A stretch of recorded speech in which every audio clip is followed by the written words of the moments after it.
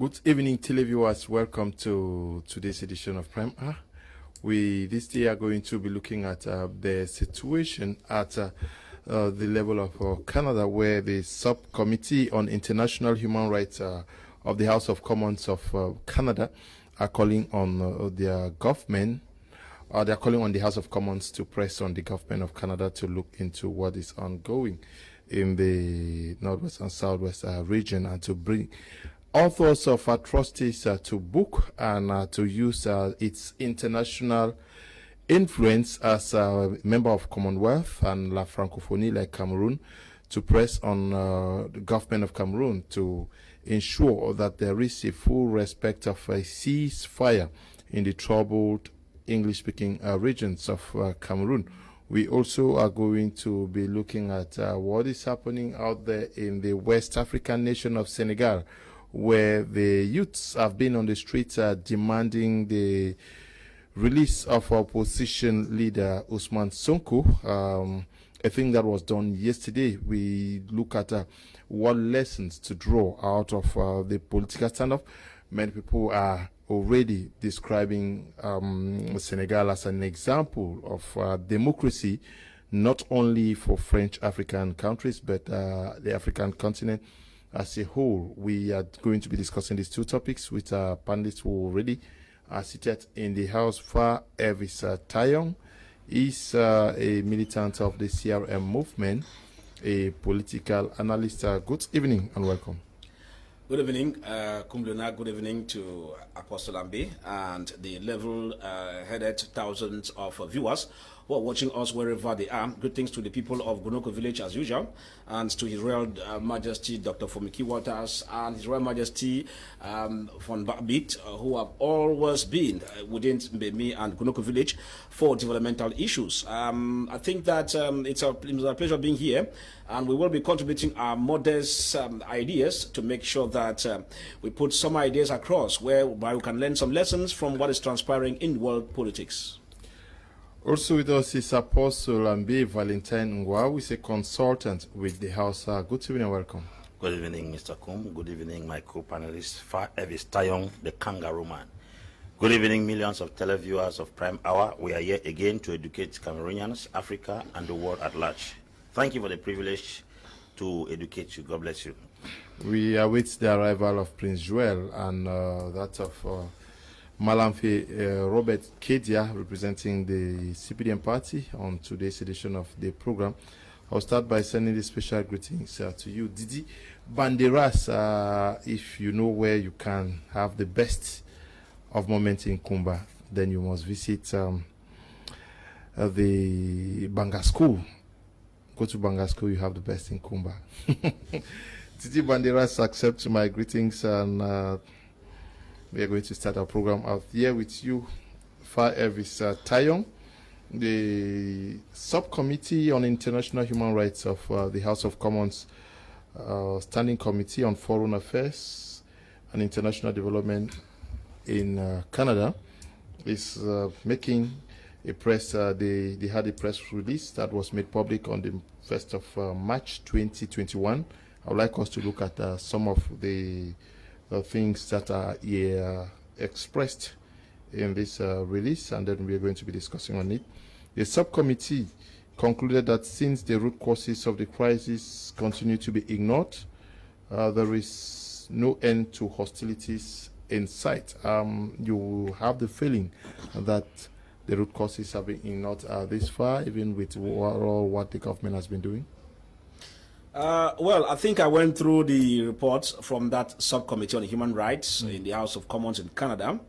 It was more of a square peg in a square hole. Okay. You remember that for us with President Maurice Kamto and the CRM, we had been also in the limelight insisting that the war in the Northwest and the Southwest must be brought to an end at all cost. You even realized that we had to even forgo part of the, we had to forgo our election because we were revindicating that the crisis in the Northwest and the South must be brought to an end. Now, with the subcommittee on human rights coming in, they are simply calling the shots the way it's supposed to be. You realize that in the course of the crisis, 5 or 4 years and above, We've had a lot of plagiarism. We've had a lot of lies telling on the part of the ruling party and the members of government. You remember, and you bear with me, that of recent, a high-profile member of government was in the Northwest region of recent, who said the government has already defeated the separatist fighters. And just a few days after, we had death toll and attacks that came in, up to the extent that we lost a captain, a senior official in the military in Kumbo. So you could discover that all along the line, the government does not mean well to bring the crisis to an end. And that explains why, when you look at the subcommittee talking, they have been able to put in place parameters. They have been able to talk with witnesses on the ground. They have been able to get facts from various agencies on the ground to ascertain the magnitude of the situation. And I think that we will always be honest to say that the crisis where we are is still far-fetched from being over. We have been able to tell others that if you don't tackle the root cause of this crisis, you don't put in place the necessary measures to bring the crisis to an end, we will simply be rigmaroling. And that is just what Yaoundé regime has been doing. They want to take shortcut to go to heaven, not knowing that there is no shortcut to heaven. Either you give your life to Christ, you believe and follow the principles and move to heaven, or you don't even believe at all, and then you become a member of Lucifer's kingdom. But that's what Yaoundé regime is doing. And we'll keep reminding them that as a kangaroo system, that the thing that they are so intelligent, the worrying factor is that in a kangaroo system, people are not willing to address the root causes in total, but others out of the country are feeling the pains for us. This is the House of Commons talking about the plight of children who are supposed to go to school. And yet, you find the government bench going around giving mattresses, bags of rice and all the like, as if that is what solves the problem now. Now, Mr. Leo, many people are still to come to term. If I tell you that the cost of going to school in Douala and Yaoundé is far above the capacity of others who cannot afford from where they're coming from, you will not believe it. Yeah, the majority. Now, the majority, so to say. So you realize here that for those who manage to come, some are living under precarious conditions because they want to see if they could get their education by all means. Now you have small schools around that were not even bilingual, that become bilingual overnight. They are choked up with COVID-19 and everything. So danger is around the corner. So the House of Commons has done just exactly what is there. What they have described in their entire press release is the succinct truth of the realities on the ground. Unfortunately, I'm still waiting for the CPDM member who is coming here, because we are where we are today caused by this kind of guys who have been telling lies day in, day out, that the situation is under control, children are now going to school and all the like. But these are the precarious situations we find here. So we think that it is a square peg in a square hole, and we will still come back to throw more light on that report, which is the exact thing that the kangaroo system has been hiding for so long. Okay, Apostle Valentine Ambi, the release also states that tragically, the situation in Cameroon has not improved, as summarized by one witness. Do you also think that nothing has improved? Well, we cannot make conclusions that nothing has improved. As much as the crisis is still maintained, some measures have been taken so far, but what they have done is not good enough. Because, like Mr. Farr said, the whole situation is built on a foundation of lies. Lies, and I keep saying that until we get back to the truth, we will never be free from this crisis. There's so much lie told, even on both sides. And these lies are supposed to be corrected if this discussion must go forward. The bad thing is that sometimes, even when we are wrong, we do not acknowledge the fact that we are wrong. A situation is not solved when one person owns up that he is wrong. It's when both parties acknowledge their errors. As much as this crisis has delayed for 4 years now, the reports we have had from the government concerning the crisis have not been true. The Minister of Territorial Administration visited Bafut recently, and when he came back, he said, the President Pobia has won the war. That was his statement, and I repeat it as he said it. Yesterday in Bamenda, gunshots were everywhere. Today again, Bamenda, gunshots were everywhere. What kind of war did they win that the guys that claim to have won are still fighting till date? Humans. Bamenda was shut down today at 2:30 in the afternoon. Everybody left the market square and all their business. 2:30 was started early, 9 o'clock. Things appear to have come back to normalcy, Yes, and then 2:30, everywhere was shut down. Now, this is within 24 hours. I'm talking fresh news. And the information that the government has won the war was passed by the Minister of Territorial Administration almost 2 weeks ago. How do you reconcile? That's why I said, if the truth is not told, it is very critical. We will keep on dancing the same Bafia dance and rigmaroling in this crisis until all human beings will be wiped out. Secondly, if we are saying that the crisis has come to an end, I think that the things that used to take place in the northern and south were supposed to go back to normalcy. But things are no more normal anymore. Everywhere is in total confusion. The land is in shambles. And we keep saying the crisis has come to an end. How do we acknowledge that a war has ended when people are still fighting, people are still dying, people are still displaced? The subcommittee recorded that about 700,000 Cameroonians have been displaced. Many are refugees. They were also worried about children not going to school. Most of the places in the northwest and the southwest, children are not going to school. So how do we explain that the crisis has come to an end? So I think the government should look into this matter again keenly and be able to give a lasting solution, because I think the cosmetic solutions proffered so far for this crisis have not been able to resolve the problem. Okay. The drama and the lies are too much. Truth be told. Okay. The news release by the subcommittee on human rights says that what has been ongoing in the northwest and southwest region amounts to what it described as war crimes. Are people aware that they are committing war crimes? Are people aware that what they are committing out there are war crimes? Which, yes, to you, Prince Joel, who is just joining us. Yeah, good evening to you, Leonard. Good evening to Apostle. Good evening to Fire Vistayon. Friend, brother, good evening to the other panelists. Special good evening to Dr. Focalisus Gentry and to Honorable Ngala Gerard. I want to believe that what has been ongoing in the northwest and southwest is very true, that a lot of crimes has been ongoing in the northwest and the southwest region, because we've seen persons that have been butchered. The case in point is the case of Florence Ayafo, a wardress that was killed in Bamenda. We want to also feel that at one time the head of a teacher was seen somewhere around Tarikun, if I get it well. And we've also had situations like what happened recently in Du, where we saw a teacher that was flogged, malhandled, and it came out that it was done by men in uniform.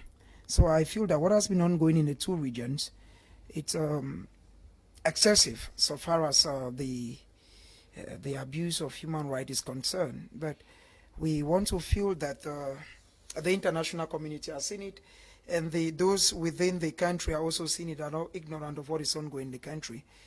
And I believe that we are 2 days or 1 day to the parliamentary session.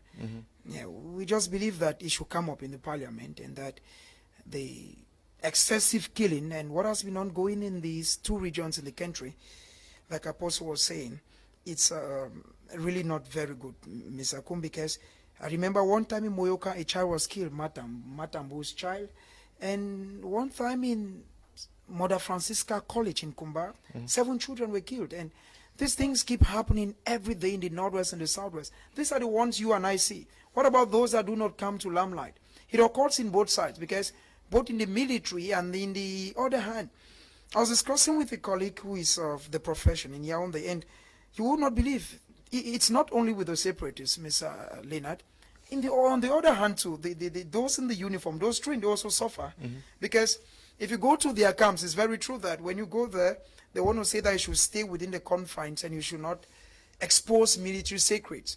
But the military, too, does suffer. But now, this man is suffering, the other man is suffering. I'm one of those who have always said on platforms like this that instead of advocating, war doesn't have any benefit, Mr. Leonard. If I'm fighting with Kum Leonard today, at the end of the day, Kum is a big brother. Kum is going to beat me. If Kum doesn't beat me, certain advantages I used to tap from him, I'm going to lose those advantages. So if today we have Northwest, Southwest, and the separatists as well as the military, no government will want to give and say, okay, you, the separatists, you won. It has never existed. Now, the separatists, on the other hand, who are also holding tight that no, we believe that we have a genuine cause that want to push it till the end. But now, at the end of the day, who is losing is a common man. Because some poor parents who used to be in my poor village in Misaje, those who used to be in mile 16 in Boya, they are displaced. And they have found themselves where it's not their areas. And life is not the way it used to be, Mr. Leonard. If I take away Leonard today from Douala, I want to believe that when you left Boya, came to Douala, it took time. Even geography, I think economics, in what they call geographical mobility of labor, they talk about the fact that once a worker is transferred from one area to another, there is this issue of adaptability. It's not easy. You need to adapt. So these mothers who left, I believe sometime when I was here last week ago, I said that I met one mama in mile 16 who I saw her. When we were growing, we used to buy what they call throwaway, this dry fish, the fish. We used to buy throwaway from her. She's someone, I met her the other day around Rai in Bonaberry. I met her too. Thank you very much. Then She's you and I fine. speak the same language. Yes, I met her. You and I, given that we're from the same area. Now, when I met her, the story is not the same. Even if she sells 20,000 based in Rai, it's not the same story. She's not at home. She's not at home. That's the issue she told me. Now, the issue is, that's what we keep saying on platforms like this, Miss Aliu, that let us look for a way to strike the balance. The balance is at the wash end. So that this mama, like so many of our mamas, goes back to Boya. Some of those who left Womb, who left Isu, who left Misaje in Genuku, who left those villages, Batibo, Bafut, they want to go back. I was in Yaoundé, I saw so many of them. I saw many in Nobili, I saw so many. Life is not easy with them. And now, because of what is ongoing in Northwest and the Southwest, Mr. Liu, a lot of employers are abusing the labor code. They take people and they give them 15,000, 10,000. I met a young lady who was selling in a snack. All she needs to do is to pick bottles. And all she needs is that at the end of the day, let her have something to eat. Okay. Good evening to you, Ta Jacob Rice Wood. Good evening to you, Songaya Asong and Ephraim Te. Ta Jacob Giberto Salo. Took off Isidore Veranso. Good evening to you. And to you, Smith Bright and Stefan Iwane. Zil Zelos. Good evening to you, Amos Ngui. You are watching live from Bambili. And J. Teddy Rani. Good evening to you, Dom Aziz Njito. And to you, Njeme David Enene Alain. Good evening to you, Seseko Oscar. And to you, Epie Dennis Ebongash. And to you, Jack Shigo. Deep Dambe Ebota. Good evening to you, Ike Mu Giwe. And to you, Vedzekov Silas. Good evening to all of you watching us on social media. We have just been joined by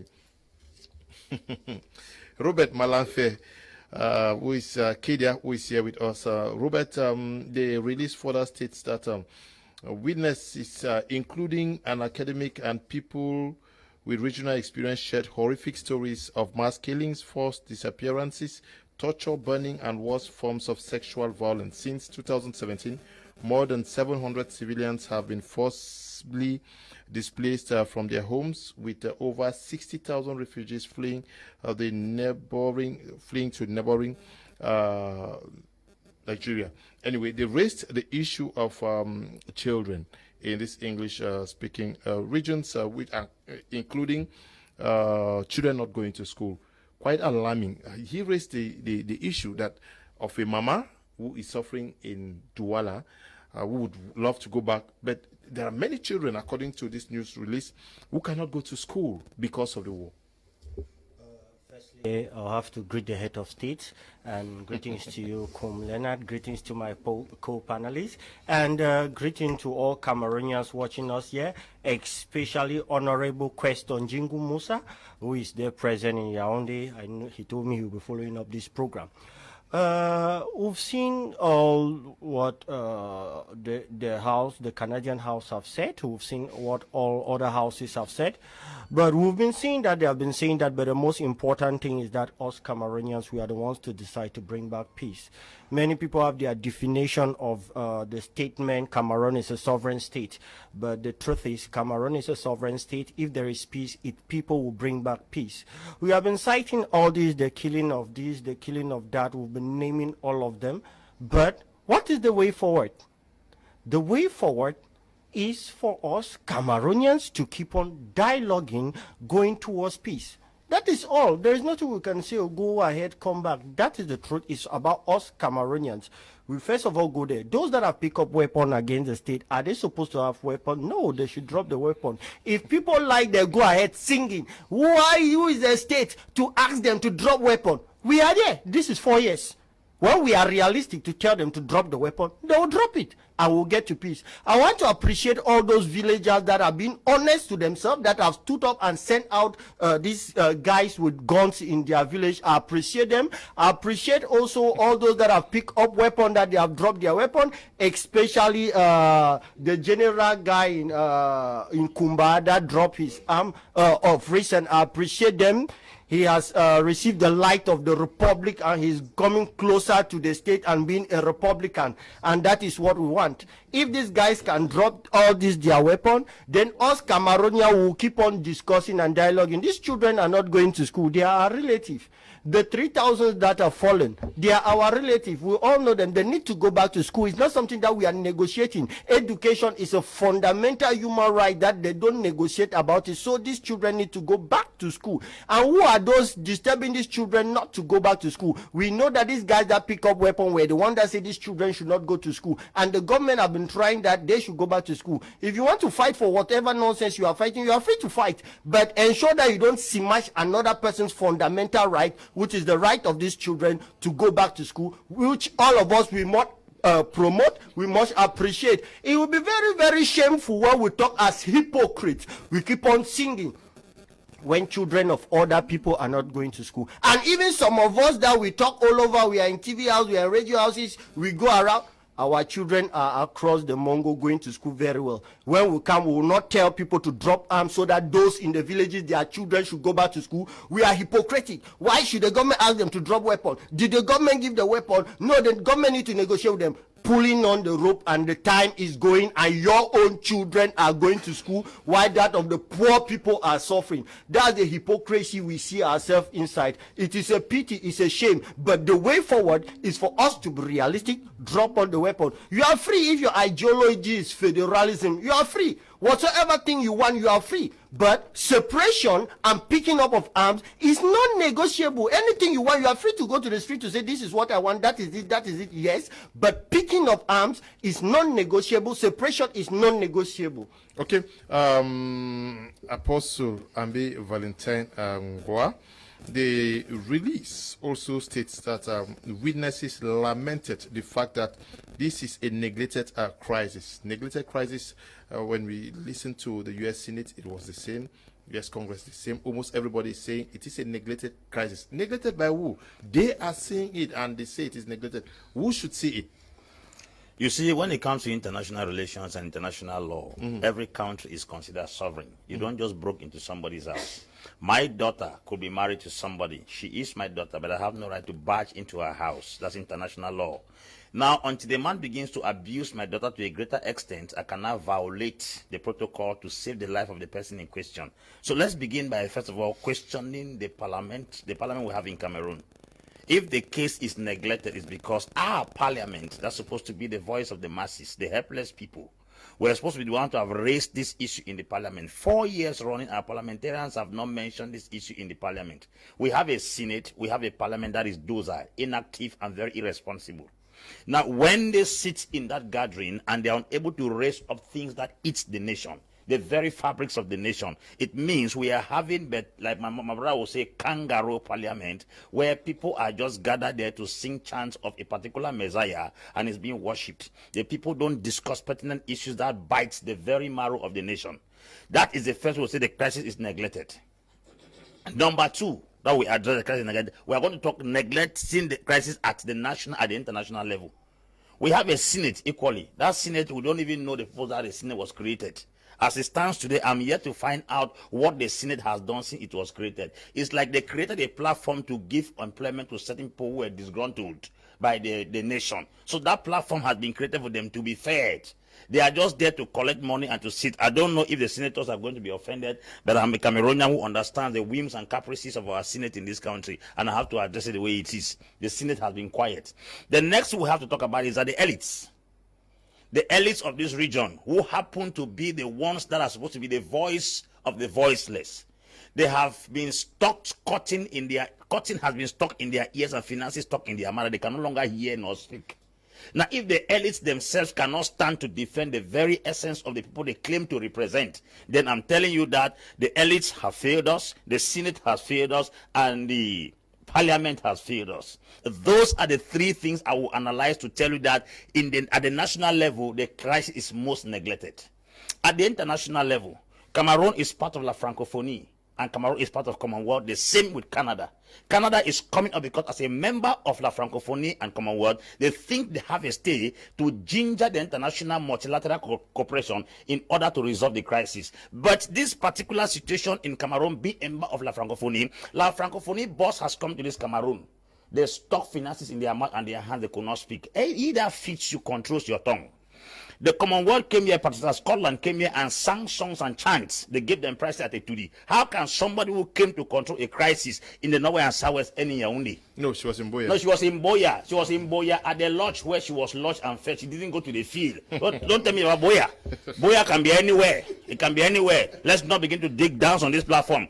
The UN Secretary General came to this country. They gave him a golden medal, and he collected the medal and went back. On another occasion is the president, the chairman of the AU, Musa Faki, came to this country, neglected. Then now the United Nations is writing and saying that the American Senate, wrote and said that the AU should consult the UN, let the UN intervene in Cameroon. I'm trying to find out whether triangular slave trade is still going on in Africa. Because this is triangular slave trade, it will UN that will tell AU to write. Is it carrying slave from Africa to America, America to Europe, and then back to Africa? So at the international level, it has been neglected. At the national level, it has been neglected. Now, the challenge we have is this: is the common man that has the final say. I used to tell people that when you are caught in between and the devil and the deep blue sea, it is your decision that will make you either survive or you die. The Cameroonians who are the ones caught in between the anvil and the hammer are the ones to make a decision to put the government and the separatists on their knees to make sure the common man does not suffer. So I give you this analysis because I can, with all surety and clarity, this crisis has been neglected both at the national and the international level. Okay, the subcommittee shares the view of witnesses that the situation needs urgent attention. Urgent attention from who? From the persons that he enumerated as having neglected the same crisis? Well, when we talk about urgent attention here, you know, it's like you throw the ball to the you throw the ball in the field for it to find its way. Now, for the issue of urgent attention is supposed to come first from the national level. But because those who have the knife and the yam have refused. Remember, there's a conflict between two main parties we have here. But one party has an upper hand to decide whether the other party will follow suit or not. This has to do with the government that has an upper hand in ensuring that the crisis is brought to an end. Now that the government is failing, 4 years and above running, now that the government keeps putting in place cosmetic measures, which we now see that the government or the Yaoundé regime and the people who are supporting that, including the CPDM and my friend here, because they are not willing an inch, accompanied by the Senate, that is mute, National Assembly, mute, till now that I'm talking. It therefore means that nationwide or national-wise, they are not willing to solve it. Therefore, the board now needs other attention. How does it come about? Now from the international scene. I have told people over and over, and I'll keep saying that, from every indication, because the press release talks about the root cause of the situation, or the root cause of the problem has not been addressed, as it said. You realize that that is the fundamental truth of the whole show. Now, what we are saying here is simple. Because it needs urgent attention, those to come in and were supposed to come in from the national level are not willing. It simply means that those from the external level have to be pushed to come in. If anybody daydreams that this solution can be brought in by Yaoundé regime, it cannot go. Why is it so? Because Yaoundé regime knows that there are pertinent issues at the level of the foundation that if it is brought to table, it will affect some of them sitting there. That is why you hear my brother here singing songs from morning to night that people should deposit their arms, they should drop their arms and all the like. But it's failing to address the root cause of the issue. This is the problem with the kangaroo system. People come on air and they blow grammar from left to right as if all is well. But people are dying on the ground day in, day out, and guns are raging in the air, as we found in Bamenda yesterday and today. So, at the end of it, I'm happy he said something that some people are talking when their children are not there in school. But you discover that some people are talking to when their children are there in those areas. My children are in Bamenda schooling, as I speak. When there's gunshot, they run and come back and they call me, Daddy, run back. I say, stay there. Now, look at the situation. That as we speak, look at these elites that Apostle was pointing out. Say, Daddy, don't do it. Say, Daddy, don't bat. They tell me, Daddy, don't bat. When they come and say, what's happened? I said, just stay safe. Because where I am too, I cannot help the situation. But now look at the whole scenario. That as we look at this crisis, the powers that be, accompanied by CPDM regime persons, including Robert, blowing grammar here in the studio, are those who have said that they will only be blowing hot air above the sky, while the main things are beneath the table bubbling. Now look at it critically, that we have an issue. The international community will come in. I'm sorry to say that. We're talking about crimes against humanity. And I've made them to understand that when there's a conflict, in a case where children are raped, in the case where you have kind of killings and all kinds of human rights abuses or human rights violations, both parties come into play. But when they come into play, in a backed up military tribunal, I keep saying this, the punishment will not be the same. You, the government that has as responsibility to maintain peace and order, the moment you don't do it, you have a role, because most of the things we are finding here are offspring of bad governance. I know that before then, before 2016, there was nothing like Amber existing. No one in the CPDM regime, as they watch us from Yaoundé, ready to begin the parliamentary session tomorrow, where they'll be calculating their money, their associate allowances, and blowing other grammars irrelevant. Irrelevant. I'm telling them, irrelevant when people are dying. We're waiting for them. But not that in a nutshell. When we look at these issues, the main thing here is that some people are taking this thing for granted, while people are dying day in, day out. International community are the only ones who can come in. I am a Pan-Africanist. Of course, I share the view that if you have a problem, it should be able to be solved by you yourself, because when the international community comes in, they come with other strings attached to it. But in a case where I am married, and for example, my wife is beating me helter-skelter, and I don't have the courage to withstand her, I will call Prince Joy, that boy, run back, come in. Even if Prince Joy will come in, rescue me, and then tell me, but after this, please give me 5,000 francs for at least my shirt got bad when I was separating the fight. I will borrow that money and give, because if he did not come, I'm sure I should have died. There's a minority case here and majority. Why don't we look at it that for the fact that others are fighting for our own well-being, and then we stay mute? Is that not witchcraft in broad daylight? That is this issue. Yeah, stay mute. There are ministers who have been making statements without portfolio. Statements without anything concrete on the ground, with commissions that are redundant. Those are not moves. Now we need concrete moves. Okay. If we don't find that, we are only blowing hot air while things are going on, and we are wasting government's budget. But not that there's a backup tribunal coming. You know, they hear very well. In that backup tribunal, all those involved on both parties will be at that backup tribunal. But those in regime will take the lion's share of punishment. It's a fact. Unless you die, if you don't die, backup tribunal is coming for crimes against humanity. I have told you. Yeah, talking about urgent action that needs to be done, what would these actions be? Mr. Lee, before I come to that, there is a question that you asked Apostle, and I want to be sure that you read the Post newspaper of Monday, and there is a write-up that Yuri Makini on it, and in the write-up is the Post said, as Parliament kicks off March session, Anglophone crisis is not on the agenda. I just want to believe that if 62 parliamentarians took up their pens, wrote out of Cameroon and said the Anglophone crisis is very important and that America should not come in, we're thinking that the March session of Parliament would be a moment where Parliament should also do what people like Joseph Weber did. Tomorrow we are going to discuss on that. Okay. We are focusing on the Parliament. Okay. Yeah. Yes, we are talking about the urgent need. What needs to be done?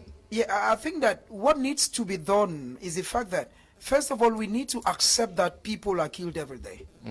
We need to accept that children are raped every day. We need to accept that a lot of Cameroonians have left their normal habitat. If you take a fish out of water, Mr. Leonard, and you put that fish on land, give that fish all kind of gold, that fish will not survive. If you take prints out of land and put prints in a river, give me everything, I'm not going to survive. I just believe that the first thing we need to do is that we need to accept that there's a crisis. It's very true that a lot of ministers before now used to say there was no Anglophone crisis. Progressively, they accepted that there's a crisis. Let us accept there's a crisis, first of all. Let us accept that people are killed every day.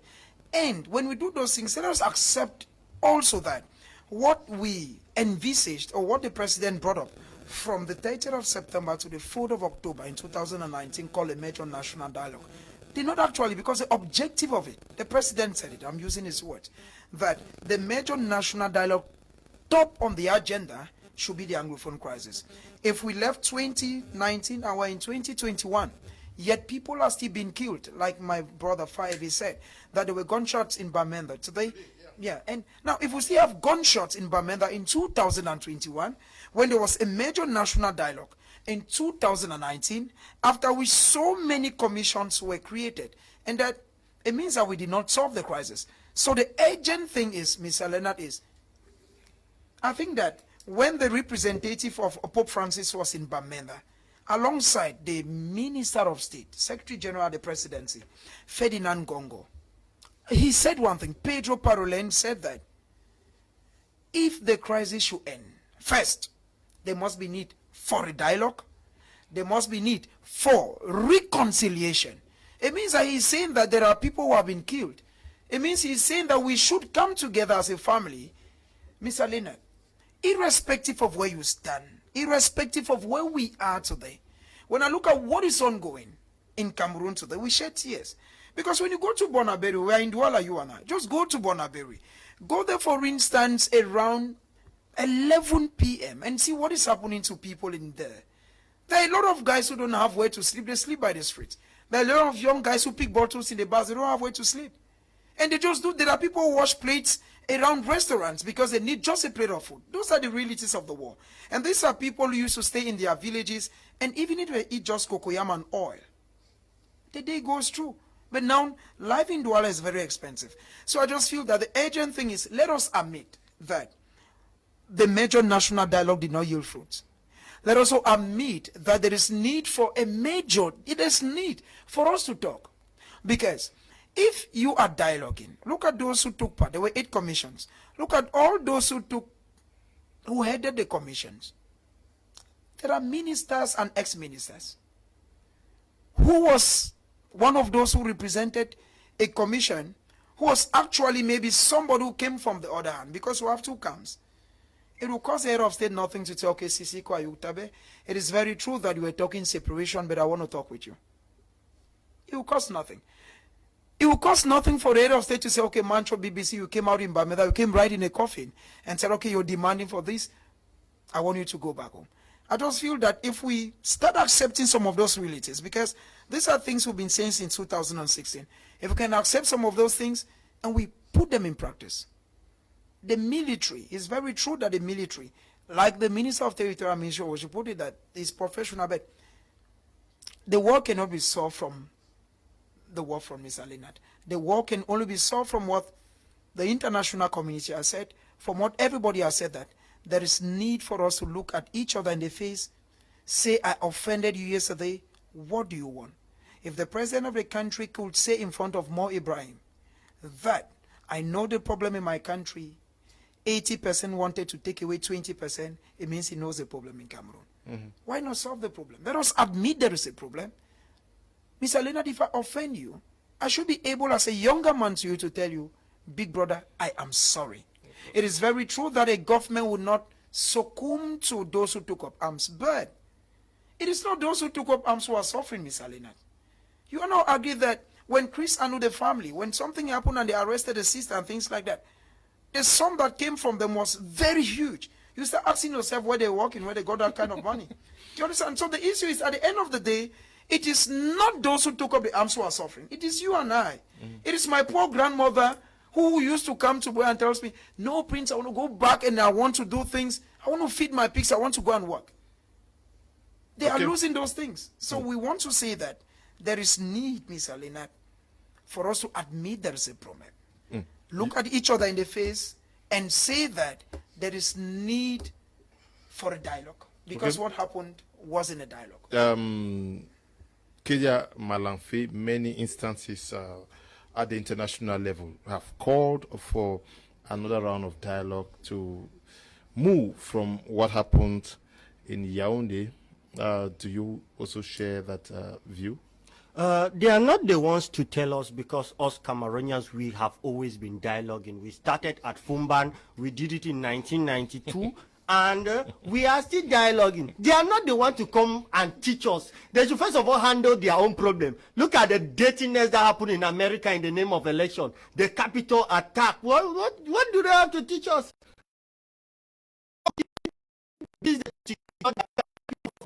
So they have nothing to give to us.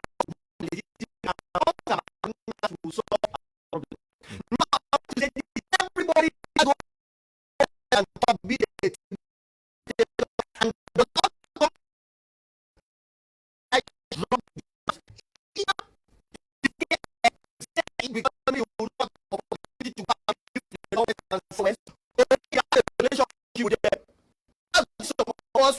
we have come out to say you guys need to drop your weapon. No matter the threat that has come out from everywhere, messages, they'll call my elder brother in England, call them all over, they'll call. I am saying that all of you people are criminals. You need to drop your weapon first, especially you people in the diaspora.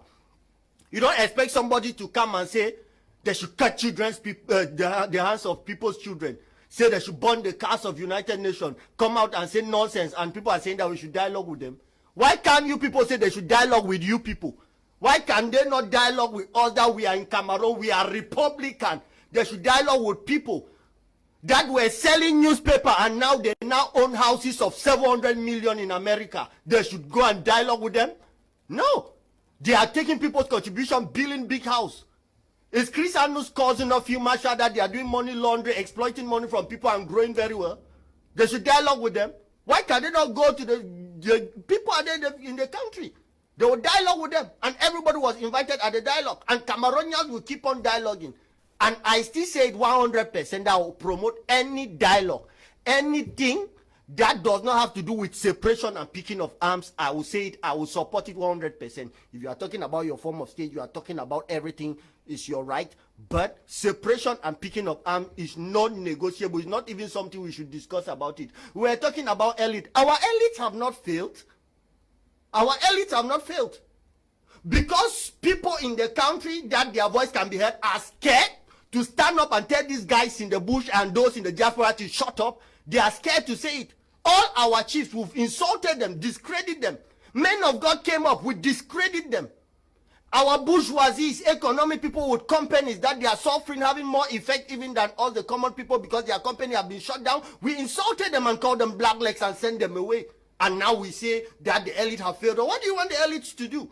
Politicians, they have done everything. How many times have Nijon Fundi been insulted? How many times have Cardinal Tumi been discredited? And we come here to say our elites have failed. They haven't failed, except we have some definition of elite, who we consider elite. Or maybe when they talk about elite, some people want to figure it out to say maybe CPDM elite or whatsoever, but they should be clear because our elite have not failed. We should be honest to tell these people to stop it. If you are speaking in public and you've never told these guys with arms to drop their arms, you are a collaborator. You should tell them to drop their arms. That's the first thing. Any other thing, we can fight it in a Republican way. So, dear Cameroonians looking at me today, I am saying it.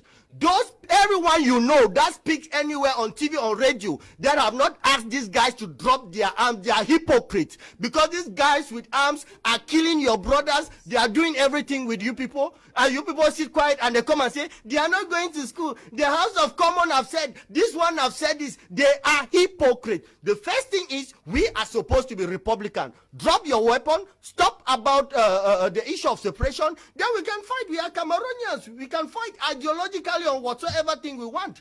Since this crisis have been going through, to be honest with you, things have changed. Robert. Privileges have been given to, let me not say privileges, but things have changed. Robert. English speakers of the Northwest and Southwest. Robert, but are you also very comfortable that it's not been a key agenda at the level of the National Assembly or the Senate?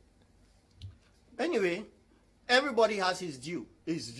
But we have commission at the assembly that are more powerful, that take decision more than the decision. No matter what they come at the center assembly, they speak, it will still go back to the commissions that are in charge for them to execute it. Maybe many people don't know, they just want to say central house. No matter what they come and discuss at the central house, it will still be handed to a commission. That we have a commission at the assembly that is in charge of decentralization. No matter what they say there, it will still go to that commission. That commission will execute it. What are you saying? These commissions now, they are there and they have been discussing backstage. All parliament. Oh, you are backstage with them and you are in their commission. You see, hypocrite. These are the things we talk.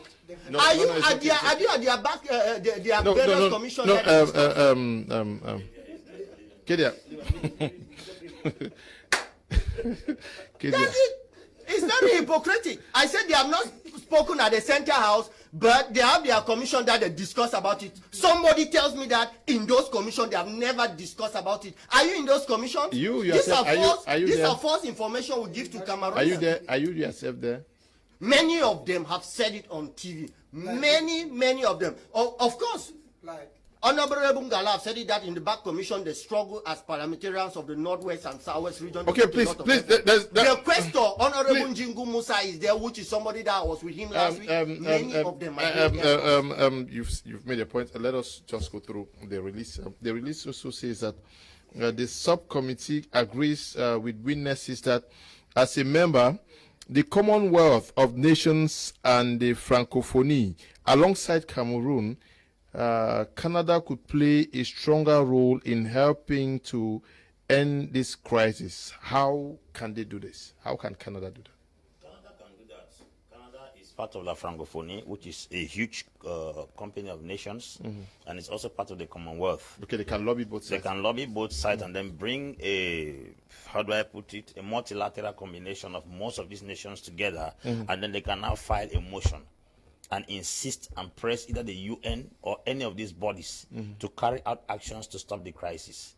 You know, a parliamentarian in France said the government of Macron has the capacity to stop this crisis, that because of their personal interest, Macron has refused. Now, how can Macron have capacity to stop crisis in a country controlled by President Paul Biya? And you tell me that Robert Malenfant will sit on this platform and tell us grammar that does not have any foundation? How do you explain that? Oh gosh, I'm bubbling. I'm bubbling. He says that they are discussing what is killing people on backstage. Backstage. People are dying on front stage. They are discussing what is killing men on front stage on backstage. This is the government we are into. The government that discusses front stage matters on backstage. Then the person he's calling that they have been discussing is a person that came to parliament this year. Galajara came to parliament this year. Wait. And the crisis is 4 years old. But the man who is talking about it came to parliament 6 months ago. Is to tell you how is to tell you how those are the people who are feeding you. You are here to package their names. You are also a commercial agent of the CPDM party. You've come to sell some products, and those are the names of the product you are selling here. Keep selling. You will sell, and very soon those same products you said will bite you. Let's keep that one aside. Media is a platform you can say whatever you want. La Francophonie has a lot of nations. Commonwealth has a lot of nations. And Cameroon and Canada are the only two privileged countries in the world who have this connection on both sides. If the Canadian government is given the privilege to lobby on both sides, they can assemble a huge number of nations that can file a motion that either la Francophonie or the Commonwealth or the United Nations will be left with no choice than to engage procedures in order to bring this crisis to an end. That is one of the things I think that if the question you asked me, I've been able to answer. Now, to get back to what I want to correct what Keja was saying. Keja said they should tell these boys in the bushes to drop their arms. That we are not telling them because we are collaborators. Nobody ever woke up one day to pick arms. It takes an action to provoke a reaction. The arms is a product of an action. Let the action stop, the reaction will stop. Nobody is a dunce or an idiot or a nincompoop in this nation that you will come on TV platform and try to make us feel as if we are inferior. We were matured. We were not babies that this thing will be told us like stories. We were matured when the crisis started. I was already a matured man as a father. So I will not be told how the crisis started. It takes an action to provoke a reaction. If you want to stop a reaction, stop the action. So when we stand on the platform and we are trying to preach that they should come on the table to dialogue, it's not because somebody does not have grievances. You cannot be pouring fuel to an already ignited flame by insulting and humiliating people who have lost loved ones, displaced families, lost education, lost finances, lost lives of their family members, and they are reacting out of anger and bitterness. There are many persons who were quiet at their own end until the military came and killed their innocent members. They were forced to pick arms. Do you think that everybody that is in the bush deliberately wanted to carry arms? It was because they were tossed at a position they could not take it any longer. So when we are talking, we should be pacifying our statement on platforms in order to make them see reasons. You convince a wounded man to see reason with you. You don't impose. That's diplomacy. When we come on platform and try to intimidate people already wounded, you are only igniting more flame. You're pouring more fuel to already ignited flame. So I think when we come on platform, we'll tell those guys in the bushes that please, we understand your grievances, we understand your pain, but the measure you are using to stop the problem is not the right measure. Don't tell that they are criminals. Don't tell that they are this. There are many people in that bush who are doing an act of revenge. And if there is no action, there will be no revenge. So I think the media is a place where if we want to properly use the media, we should use it as a place to try to coordinate people's mindset and even try to plead with people to see reasons with what we are talking about. We don't come on platform like this and try to inject more fire to the heart of people already wounded. It should be corrected. Okay. Yes. The release further states that as such, the subcommittee shares the view that the government of Canada should rally allies through multilateral organizations to call for an immediate ceasefire and an end to hostilities. Can they do that? Yes, it can be done and done well. Now, when it comes to international politics and international diplomacy, it's something which the regime barons have not understood. I'm surprised most of them have gone through Iraq, but Iraq has not gone through them. That's why you see my brother ranting here. Now, you get to a point whereby people think that Cameroon is so powerful that no nation can put Cameroon to order. Those are errors. Libya once thought of like that. But little did Gaddafi know that when the worst come to the worst, there are some measures that will not be respected when some countries want to call the shot that enough is enough. It's the same scenario with Cameroon here. Now, if you look at like what you are asking here, what they just mentioned there is what can be done. If they could decide to get to other countries, they could decide to put up, and what are the measures? Now, look at what is coming to the Yaoundé regime, which they don't know. Because you think that you can use arrogance and maintain a war for a longer period of time. Now, when you use that arrogance, what will they do? The measures are simple. What we are getting here is the diplomatic phase. What you see, the House of Commons putting in place and getting to other phase is what we call the diplomatic phase. There's another phase that comes in which will not be diplomatic any longer. That has to do with sanctions. when you start hearing that government officials who have accounts abroad, or they have been banned from traveling to Canada, banned from traveling to this particular nation, this nation, that's how it comes gradually. Before you know, you start hearing that their accounts have been frozen. Before you know, you start hearing that there is a multi-joint task force that is moving into the conflict area. That's when you start knowing that the grammar we're blowing here, you will get to a period where we'll discover that we don't have what we call monopoly of violence to do it to the extent that we think we can do it because we call ourselves sovereign state. Look at the situation. When we talk about sovereign state, I have even the impression that some of these CPDM guys don't even understand what is meant by sovereign state. Because if you sit and somebody makes a declaration in France and he tells someone that I am the one who ordered a release of person A or B in the country, which actually happened, it's a blow on the sovereignty of the so-called Cameroon. That a president made it publicly. That is the one who caused somebody to be released just at the request, and the person was released. It tells you that the sovereignty we are blowing grammar here, we don't even have it, because if we're talking about economic stability, you're talking about a level of education which is independent and all the like, we're talking about that kind of a degree of sovereignty. But where we are, imagine that even toothpick, that my man is blowing grammar here, we cannot produce. And you're talking about they should go and solve their own problems. Look at an issue. See the arrogance. Cameroon wants to teach countries established in democracy how to carry out democracy. When democracy is a borrowed system of government, not even part of Cameroon as per se, it's a borrowed system we are borrowing. And then somebody sits on the platform and he tells you that they should even come and study democracy from us. Do you see witchcraft in body light? When God wants to be angry, when the gods want to be angry with you, they just take wisdom away from you. You start talking like uncontrollable weaver bird. Before you know it, you're already in the net. So these are the issues we find here. So what Canada is doing is very clear. That message, I will plead, Yaoundé regime, pick the press release from the House of Commons serious. Because your days are numbered if you don't take it very, very serious. Because, as I said, crimes against humanity have already been established. It's a war. It's on both sides. It's already been established. And whether we like it or not, if you start seeing a country leaving countries from borrowing money for a stadium and then going down but to banks, know that the center is gradually losing its gravitational force. I don't know if my brother here is understanding the rhythms. But then, as arrogant as the system is, they will blow grammar until they only find themselves into the grave. They start saying, had I known.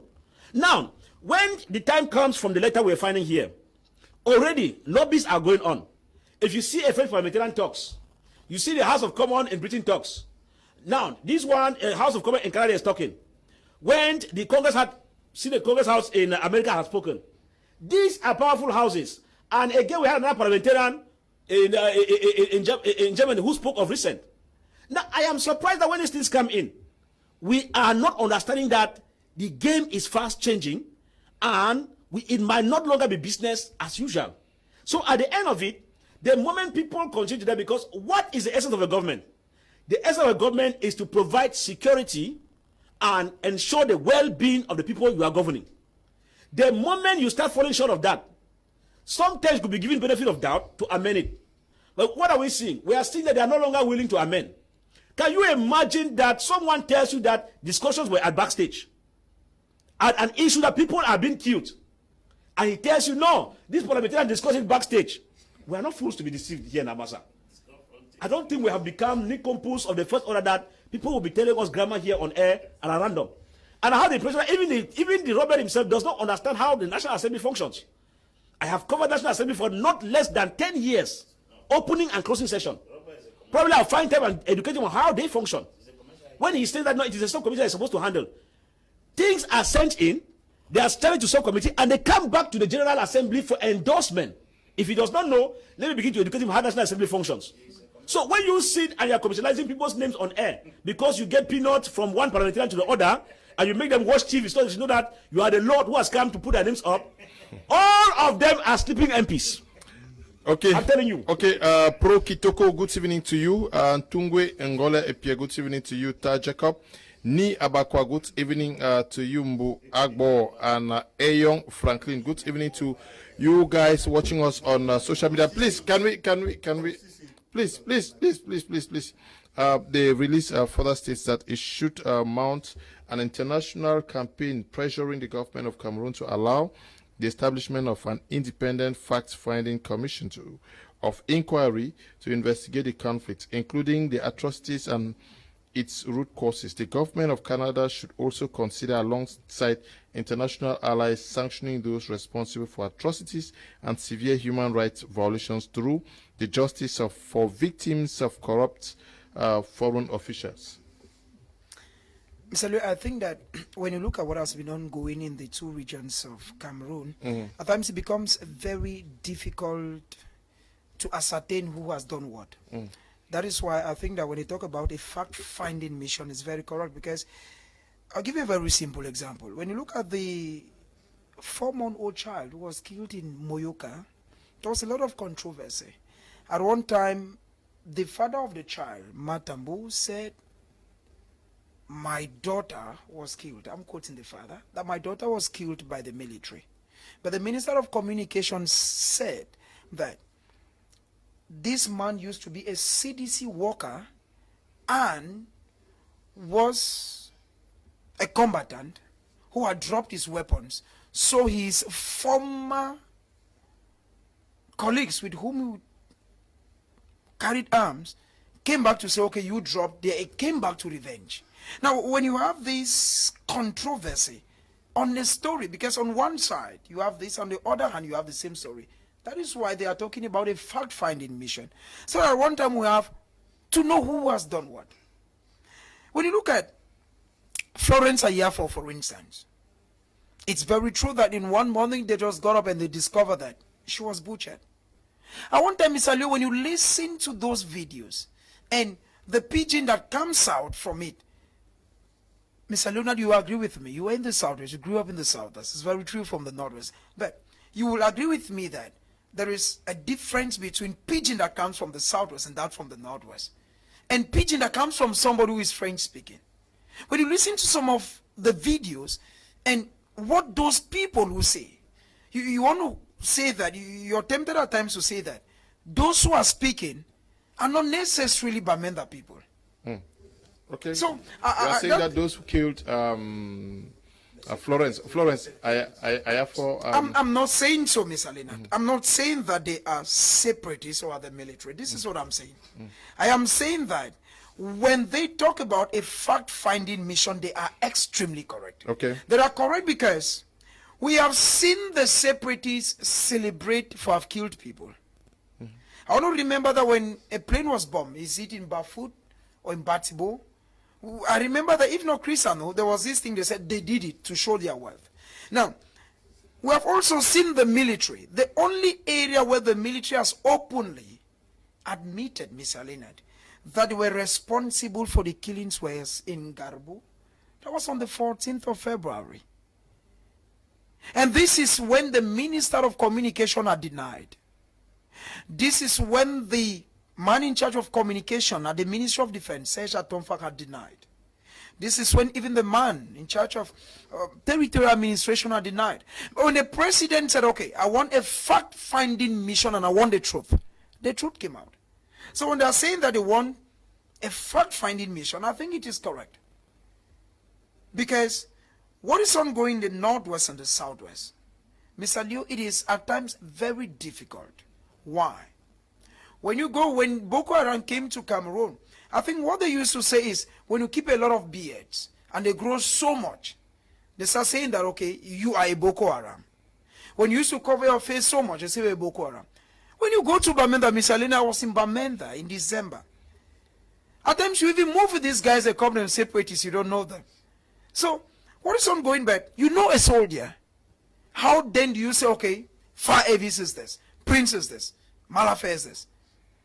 I just feel that we need a fact-finding mission in the Northwest and the Southwest region. Why? Because when those who come up, I was watching recently and I saw that the lady of Ridak,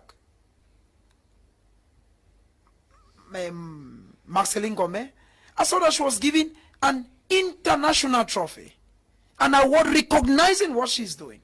But this is a lady that has been indicted severally by the government. Because according to the government, she is supporting the separatists. We saw how the lady that is in charge of Human Rights Watch, Aledia Alagrosi, we saw how the government said she is of bad faith, she's this.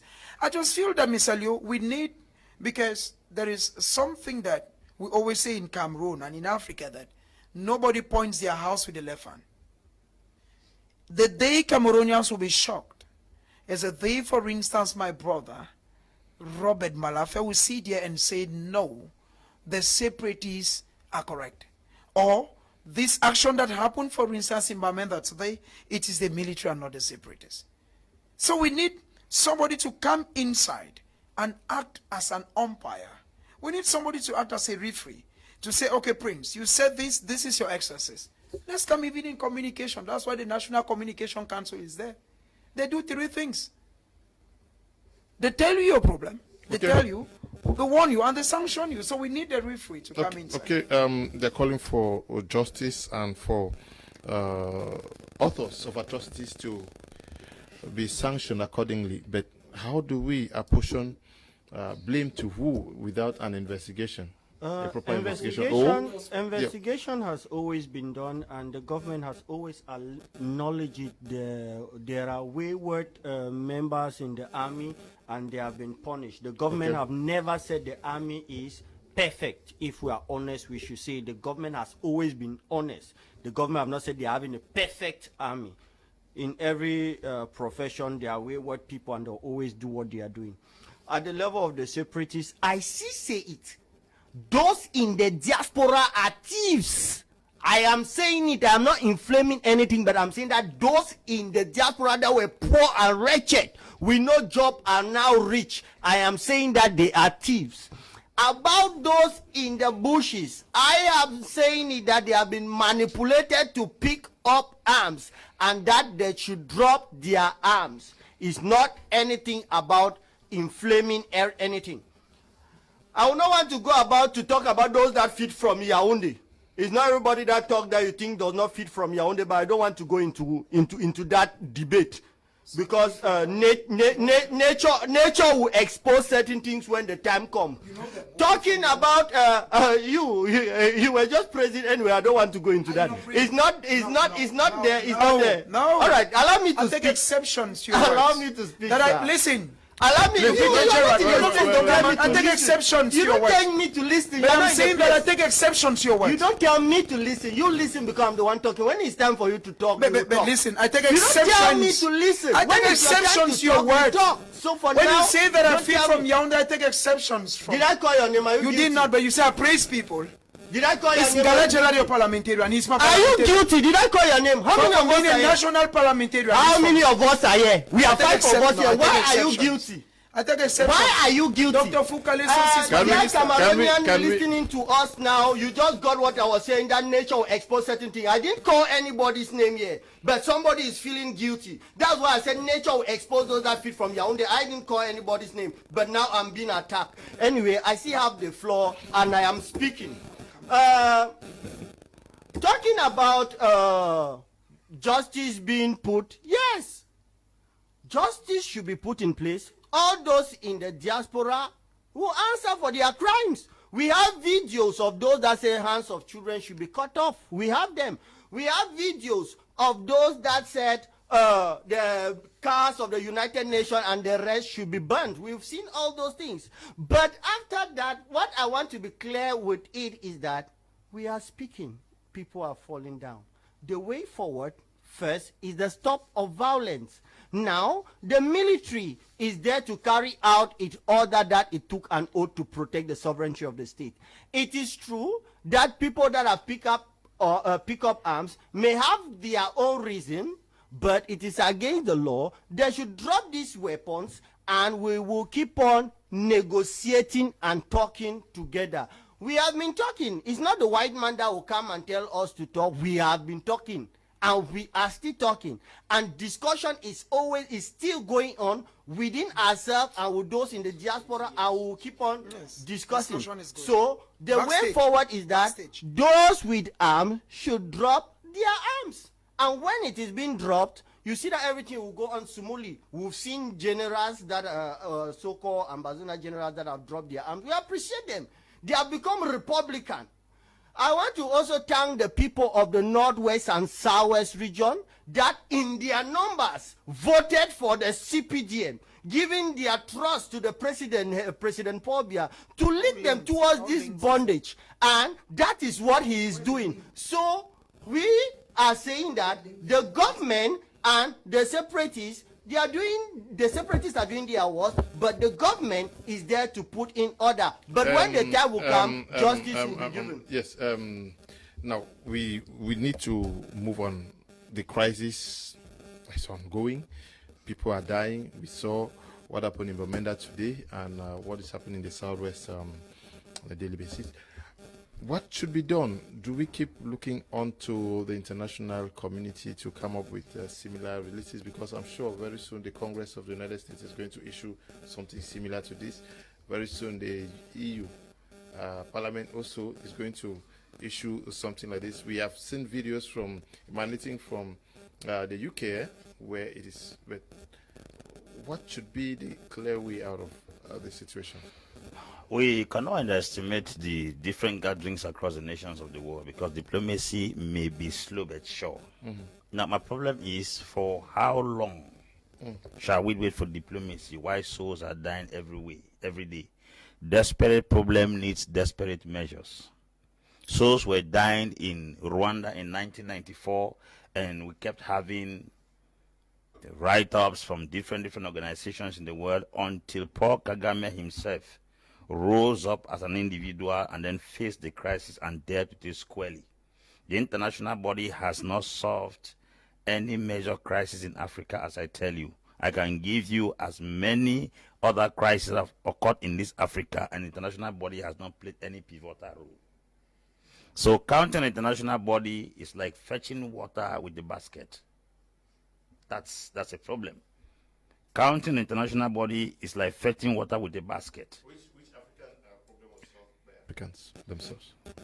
The case of Adama Barrow, who attempted, Yahya Jammeh attempted to change control and stay in power. It was ECOWAS. That ECOMOG soldiers were sent to kick Yahya Jammeh out of the country. Adama Barrow came to power. That's a point. Very clear, solved by Africans. You go to Mozambique. The crisis about the rebels that stood against the state. Alberto Chisano was the one that rose up as an individual and solved the problem. The case of Jonas Savimbi in Angola. It was Angolans who solved the problem. It wasn't an international body.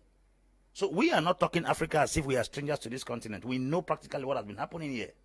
Now, if they say Cameroonians can solve this problem, then I think we have to be sincere, because too much lies has been told as far as the crisis is concerned. The first thing that sparked up this crisis on television was when the Minister of Territorial Administration stood up and said there is no Anglophone crisis. The reality was that there was a crisis. A problem neglected or ignored cannot be solved. And that statement sparked off a movement in the Northwest. That is where we are today. Certain things have equally happened in the course of the crisis, that the government has come through their spokesman and lied publicly. Going back on the side of the separatists, I am a Southern Cameroonian. I cannot guarantee that the separatists have been 100% correct. They have also told severe lies that have helped to ignite the fire of the crisis. I'm a neutral individual and a political analyst. I say what is on ground. I don't speak based on where I'm standing. I speak on what are the dynamics on ground. The separatists also have played a very pivotal role in igniting the crisis. The idea of coming on air to announce that people's limbs and fingers should be chopped off is a very bad omen. When you look now that two opposite forces are telling lies and the power in the middle are the ones who are suffering. Children died in Garbu. The government came out through the Minister of Communication and lied publicly that it was the Amber guys who did it. But when it's funding, a committee was sent to do research, it ended up the military committed the crime. Children died in Kumba. We are yet to know who committed the crime. The child that died in Moyoka, we are yet to know. Florence Ayafor's case, we are yet to know. Now, everybody, I have seen crisis. The Al-Shabaab in Somalia, when they kill, they own up. The Al-Qaeda, when they kill, they own up. The Am Rasul, when they kill, they own up. The Greater Sahel for Islamism, when they kill, they own up. What crisis do we have in Cameroon that government does not own up, separatists does not own up, everybody is dumbfounded? This is what makes the whole system totally complicated and confused. Because we don't even know who is the criminal now in place. So I think that if these truths are not told, and we know the people who are responsible for each of the acts, then we are going to be caught in between the blues. Because we definitely don't know who to address. They say they are coming to judge who? They are coming to judge who has owner for which crime? If they are coming to come for justice, who is going for the problem is, my cry is this: people are dying, and it looks like it's a ghost killing them, because nobody is owning up for killing these people. A Congolese general was arrested recently and taken to the ICJ because he owned up when he was carrying out atrocities. In Rwanda, a general was caught up there, taken. As I talk to you now, there is a Central African general who is owning up for burning cities in Central Africa. Who is owning up? Who is owning up in Cameroon? If International Court of Justice comes to arrest, that they want to give the separatists and the military who have committed atrocity justice, who are they going to address? So the whole thing is jumbled up. My fear is this: even if the international community comes to arrest, they won't know who to arrest. Because the government will claim to have disciplined the people who carry out wrong acts from the government side, who will own up on the other side of the committed atrocities. Now, those who are at the diaspora, they are only giving instructions. The people who are committing the crimes, they are on ground. You will not judge the man who gave instruction, and don't judge the man who carried the gun. That is the problem. So let us come back as Cameroonians and understand. I have given an national platform the socio-economic, educational, cultural, and infrastructural damages that this particular thing called war has cost this nation. If we look at what we have lost so far, compared to what we want to achieve, even if we achieve what we achieve, it cannot be commensurate with what we have lost so far. Why do you invest in a business that at the end of the day you are the loser? Because I'm asking that they should give us independence. The Post wrote something. It said living in riches, sitting on riches but dying poor. There is gold, iron ore in Wilikum. I think if you go to the Post, you will see it. There is petrol in Manu. Now, we are sitting on these riches, yet we cannot enjoy it. The world does not even give us a chance to exploit it. I'm sure if it's a message that we wanted to pass across, we have passed that message sufficiently, and everybody has gotten the message. And if the government pretends not to have gotten the message that comes from Southern Cameroonians, then this government is a government that does not have conscience. Why don't we accept the fact that we have already passed across our message by venting our anger? Why can't the government also accept that we have gotten your message by the expression of your anger? Let us now keep aside the anger and then come to a table and negotiate successfully to stop the crisis. Okay, is that where you stand to? You think it's time for both sides to agree that I was angry, I wronged you, but we need to move forward? Yes, it's really time. It's really time. And we talk about this because we say it's time because of the damages that have been caused already. But the issue now is, are they willing? Because as I said earlier, I don't want to mix my words here, because if we have non-state armed actors, we have the government. They don't have the same capacity on the field, both for conflict resolutions and also for facing each other. That is why, because the government has a higher military might and the non-state actors, or what the Southern Cameroonians don't have, that explains why they go in for guerrilla warfare, because they cannot have what it takes to stand face to face. Now, when it comes to resolving the conflict, all in all, the non-state armed actors or the Southern Cameroonians, who equally have another role they are playing, cannot independently decide exactly how the war ends. But the government that has the knife and the yam can decide to queue up. I take, for example, as I said all the time, there are times if I'm in the house of my child, sometimes after beating the child, I bring back the child closer. It's not because you are foolish. Sometimes I tell the child, okay, I'm sorry, don't cry, it's okay. When you are pampering that child, after the child had done something wrong and you trust the child, it doesn't make you a coward. All is because you just want peace to reign for the time being, so the child should not feel that you are just threatening the child for unjust cost. This is what the government needs to do. If we sit at a point in time, and we're talking about reconciliation, and you have statements and arrogance of this high magnitude, you are criminals, you are terrorists, you are this. If people come on platform and they're not denouncing this, it means they themselves are either supporting the... You know, these are statements that, you know, the regime has a system. Once you don't talk in line with the regime, they say you are amber. They say you are this. And they begin to tell people, that's how they function. It's an archaic doctrine that they grow in it, that if you cannot move in this direction, it means you are either supporting the separatists. You see the point? So, at the end of it, it is true that it is time for us to go in. But the truth is that this regime in place is not willing. Mr. Leo, this is the bitter truth.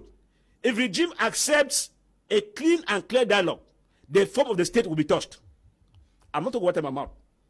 And once the form of the state is touched, all those super-prefer, and governors who lord over the people and usurp power and connect them to Yaoundé for central governance extortion, it will no longer hold.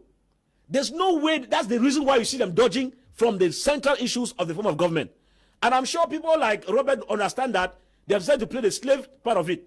And because they have been taken as slaves the other way, that's where we find ourselves. And so they will call you that you're amber because we are not moving in line with their archaic ideology that does not put... Now, imagine if somebody sits on the platform and tells us we have been discussing. The issue in a conflict is not discussing. The issue is, what is the discussion bringing forth to end the conflict? If you sit as a governor, as a minister, as a CPDM stooge, and you discuss for 4 years running, and people are still dying, something is wrong with your medal oblongata. It means that you have gone mentally deranged. I'm sorry to say that. That's the more reason why we think that the simple way forward is that now that the government is not, I've said the regime is not willing, because if it takes the form of the state, it means you remove powers from the central government in Yaoundé. It means that whatever you get from the resources will no longer be getting directly under their control. Employment will have another turn on them. You will not need to chase fires in Yaoundé, because as you chase fire in Yaoundé, corruption is part and parcel of their system, the regime system. So they will want to avoid the dialogue because it will touch the form of the state. That's where we are. That's why I said that the case in Cameroon is complex. The conflict in Cameroon does not resemble the other conflicts in the world. You will bear with me, because when you come to analyzing it, it has complexity, it has complexities. Because the same scenario you will find in the Biafran situation in Nigeria, when you get along the line in the middle of it, it will not give you the same scenario with the Anglophone crisis here. So as a result of this, the only way forward, as I said earlier, is a third party that's required. I'm not talking what I'm about. If somebody tells you that, any moment Yaoundé tells you that they're coming for dialogue, forward the state to come into play, and they are even afraid of federation or other like, it means that even they themselves will be in trouble, because they'll be losing so much. And who are those behind this? The people who are behind this are the colonial masters. Élysée is playing a greater role in caging people like Robert and the regime for us to be where we are today. Okay, we need to fight that. Yes. Beyond this international calls for a ceasefire and a host of others, what do you want to see them do practically to get the conflict to an end? Mr. Liu, I believe that we've seen what happened. Apostle said, we saw what happened with Gaddafi. It wasn't the people. We've seen, you'll agree with me that in Africa, it's almost like a tradition that once there is elections, the incumbent wins. It's not the people. We saw what happened in Cote d'Ivoire. At one time, the president said, okay, I will not run for elections. And some days after or some months later, he comes back and is running for the same elections. He's not the one. And that same president is married to a French woman. So I just believe that it is something far from talking. It's something more of action. And Mr. Leo, there is something that I just want to clear a bit. You know, what has caused a crisis for this long time is the fact that we have extremes. While living in a country like Far Avis was saying, and Apostle the consultant, while living in a country whereby, won't you just say the truth? If I were to ask Robert, for instance, the government, the CPDM, the government doesn't belong to the CPDM. Ngala Gerard is a parliamentarian of the people and not of the CPDM. That you should. I'm coming, sir. I'm coming. No, you don't do that. As you know, listen. You said that.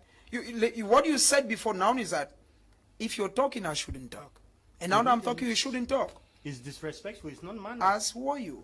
And But I what do you shouldn't. think you are? Why are you guilty about the issue? Did I call your name? Please, I please, said people are feeding please. on Yaoundé. Did I call your name? Can you please, Why are you- why please, is that? Can I talk? Robert, yes, just go on. Okay. What I'm saying here is that we're living in a country whereby once you want to bring up your ideas objectively, there are those who feel that you are amber. And at one time, when you say things that maybe you want to say is the government. So the problem is, when you ask me what do I think... The population is caught between... It's caught, that's it. Yeah. Yeah, when you ask me that, what do I Two think extremes, the people yeah. should do is, it's an issue, first of all, of leveling the ground, Let us have a level ground. A level ground whereby they shouldn't say that my media prime supports this. They shouldn't say that Prince supports that. They shouldn't say Apostle does this. I remember there are outings that Apostle has done on this channel, and there are people who came for his head and said, no. I read some of the messages on social media. He's been paid. He's been paid. Those are the words. And when you have people sit on the platform and say, there are people who talk and benefit. What do you mean by that? That if the president gives my money, I should not take the money? What are you saying? The Paul Biya is not of Cameroon? Or if I'm in Galatia and says, Prince, take 100,000, I shouldn't take? What are you saying? You know, ignorance at times is not good. And I think that we need to level the ground. Because if we do not level the ground, there is a problem. You've made your point. Yeah, we need to level the ground so much such that people should be objective. Objective at the level that Prince speaks. We should accept our faults. That is what I'm talking about, Mr. Leonard. Because Nobody is a saint. Yeah. that is the issue. What is happening today in Cameroon is the fact that if tomorrow Far Evis just says anything good about Paul Athangaji, for instance, They'll say he has been bought over. If the next day, yes, I saw you showed me the messages, Apostle. Now, when, for instance, you have a call and somebody invites you to Yaoundé, you're feeding fat from the regime. So if Kum Leonard is invited and somebody appreciates him for the good job, he should not. No, I've said it. I've said it severally.